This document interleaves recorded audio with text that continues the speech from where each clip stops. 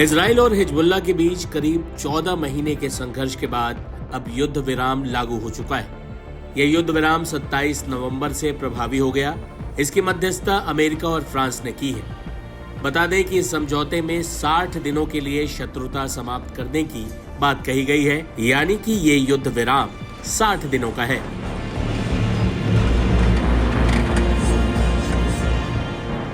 जिसके तहत हिजबुल्लाह को दक्षिणी लेबनान से अपनी सेना वापस बुलानी है और इजरायली सैनिक सीमा पार करके पीछे हट जाएंगे। इस समझौते के बावजूद दोनों पक्षों ने युद्ध विराम की शर्तों का उल्लंघन होने पर सैन्य प्रतिक्रिया की चेतावनी दी है। युद्ध विराम का उद्देश्य क्षेत्रीय तनाव को कम करना और अधिक स्थायी शांति का मार्ग प्रशस्त करना है।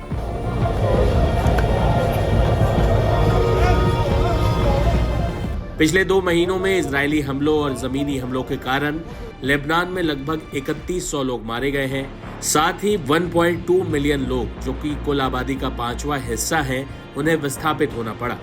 ऐसे में सबके जहन में ये सवाल उठ रहा है कि इजराइल और हिजबुल्लाह के बीच तो जबरदस्त युद्ध चल रहा था, ये संघर्ष विराम अचानक कैसे हो गया? तो आपको बता दें कि ये संघर्ष विराम अचानक नहीं हुआ। इजराइल लगातार इसके संकेत दे रहा था।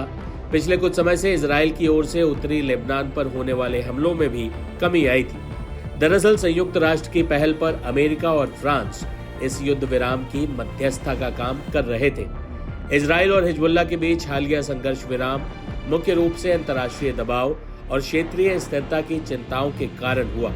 अमेरिका और फ्रांस सहित कई देशों ने संघर्ष विराम के लिए अपील की ताकि दोनों पक्षों के बीच लगातार बढ़ते तनाव को रोका जा सके। अब ये भी जान लेते हैं कि इजराइल और हिजबुल्लाह के बीच ये जो युद्ध विराम हुआ है, इसकी शर्तें क्या हैं। वो कुछ इस तरह से हैं। दोनों पक्षों के बीच शत्रुता को रोकने के लिए 60 दिवसीय युद्ध विराम लागू होगा, जो कि आज से लागू हो गया है। हिजबुल्लाह को इजराइल लेबनान सीमा से लगभग 40 किलोमीटर दूर अपनी सेना वापस बुलानी होगी, जबकि इजरायली सैनिक पूरी तरह से लेबनानी क्षेत्र से पीछे हट जाएंगे। संयुक्त राष्ट्र शांति सेनाओं द्वारा समर्थित लेबनानी सेना अनुपालन सुनिश्चित करने और किसी भी शेष हथियार को नष्ट करने के लिए दक्षिणी लेबनान में हिजबुल्लाह की जगह लेगी।